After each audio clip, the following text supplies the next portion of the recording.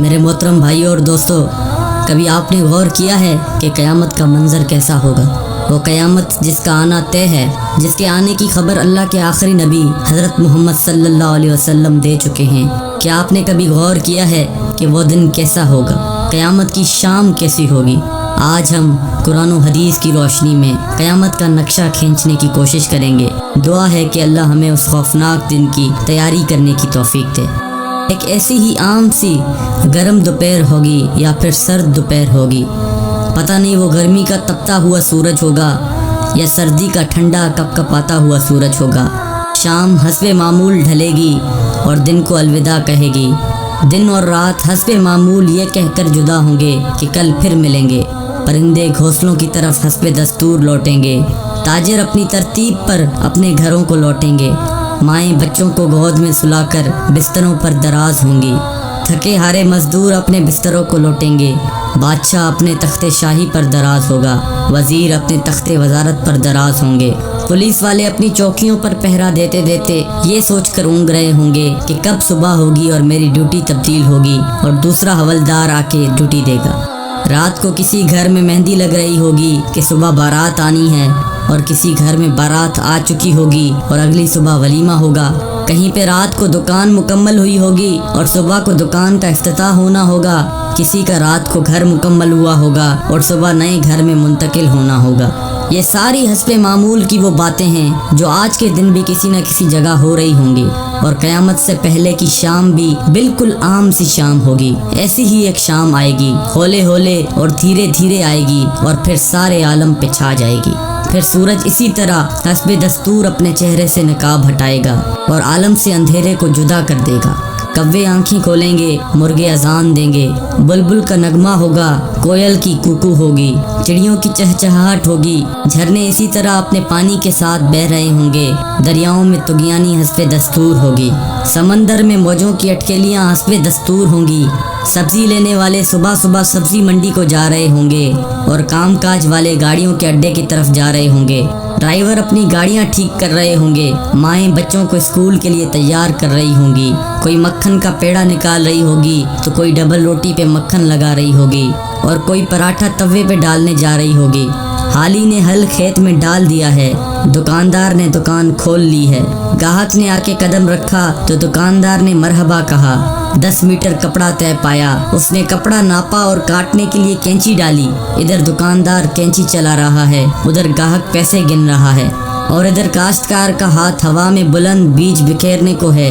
ادھر دلہن کے لیے اس کی بہنیں اور سہیلیاں آئی بیٹھی ہیں، ادھر باراتی آئے بیٹھے ہیں۔ لوگ انتظار کر رہے ہیں کہ کب بارات چلے گی، کب باجا بجے گا اور کب دلہا آئے گا۔ ایسا ہی ایک عام دن ہوگا اور حسب معمول کے کام جاری ہوں گے، حسب دستور دنیاوی معاملات بھی جاری ہوں گے، اور اچانک سے ایک ہیبت ناک آواز آئے گی۔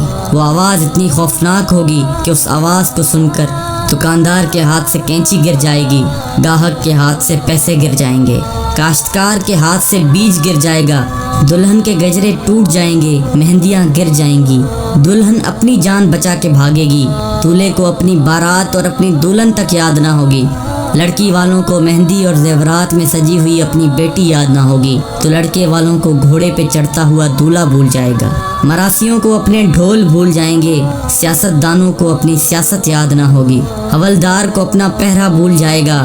وہ خوفناک آواز پورے جہاں کا کلیجہ چیر دے گی۔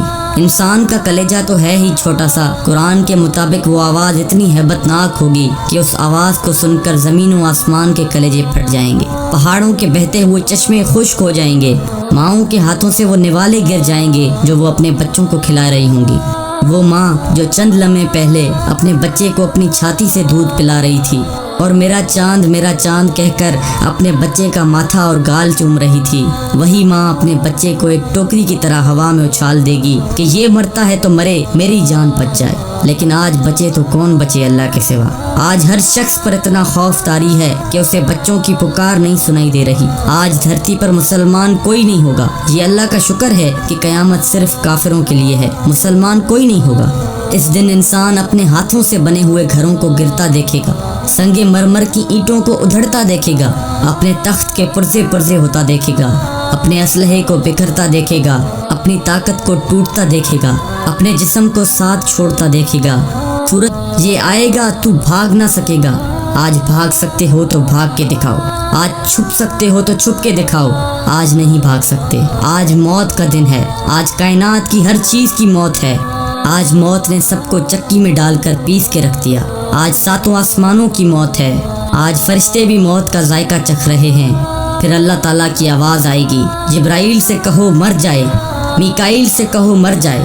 یہ سن کر اللہ کا عرش کانپ جائے گا اور کہے گا، یا اللہ کیا جبرائیل بھی مر جائے، کیا میکائیل بھی مر جائے؟ یا اللہ ان کو تو بچائیں، ان کو تو بخش دیں۔ اللہ تعالیٰ فرمائیں گے، خاموش، آج میرے عرش کے نیچے کوئی نہیں بچ سکتا۔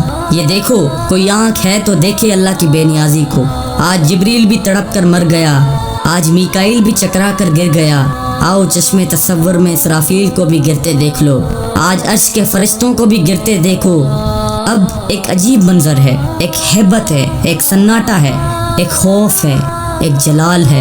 اوپر اللہ ہے اور نیچے اسرائیل کی ٹانگیں بکری کے بچے کی طرح کانپ رہی ہیں، اور اللہ شان بے نیازی سے کہہ رہا ہے، کون باقی؟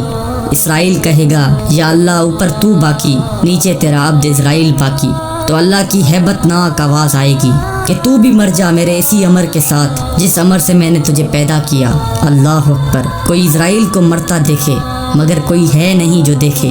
پھر سب کو موت کی وادی میں دھکیل کر اللہ کہے گا، ہے کوئی میرا شریک تو سامنے آئے، ہے کوئی میرا شریک تو سامنے آئے، ہے کوئی میرا شریک تو سامنے آئے۔ لیکن اس دن کوئی آواز نہیں ہوگی، اس دن تنہا اللہ کی ذات باقی ہوگی جو کہ وحدہ لا شریک ہے۔ میرے بھائیوں، یہ ہے وہ دن جس کا آنا طے ہے، یہ ہے وہ دن جس کے لیے ہم اس دنیا میں آئے ہیں۔ اس دن کچھ باقی نہ ہوگا، اس دن پورا جہاں ٹوٹ چکا ہوگا۔ میرے بھائیوں، اس ٹوٹ جانے والے جہاں سے عبرت لو، اللہ کے واسطے اس کا حرص چھوڑ دو، اس کے دیوانے نہ بنو، اس کے دیوانے کے لیے ذلت کے سوا کچھ بھی نہیں۔ سائے کے پیچھے بھاگنے والے کے لیے دیوار سے ٹکرانے کے علاوہ کچھ نہیں ہوتا۔ ریت پہ پانی تلاش کرنے والے کے لیے سوائے پیاس کے اور کچھ نہیں ہوتا۔ اس کی عزت سے دھوکہ کھانے والے کے لیے سوائے ذلت کے کچھ نہیں ہے۔ اس کی جوانی پر اترانے والے کے لیے بڑھاپے کی خوفناک آہیں ہیں، سسکیاں ہیں۔ اس دن کا انتظار کرو جب بڑھاپا اس کی جوانی کو کھا جائے گا۔ اس دن کا انتظار کرو جب اس کی اولاد بھی کہے گی کہ اماں مرتی ہی نہیں ہے، ابا مرتا ہی نہیں۔ دعا کرو اللہ والد صاحب کے لیے آسانی پیدا کر دے، یعنی دوسرے لفظوں میں موت دے دے۔ جگہ جی لگانے کی دنیا نہیں ہے، یہ عبرت کی جہاں ہے، تماشا نہیں ہے۔ جہاں میں ہیں عبرت کے ہر سو نمونے، مگر تجھ کو اندھا کیا رنگ و بونے۔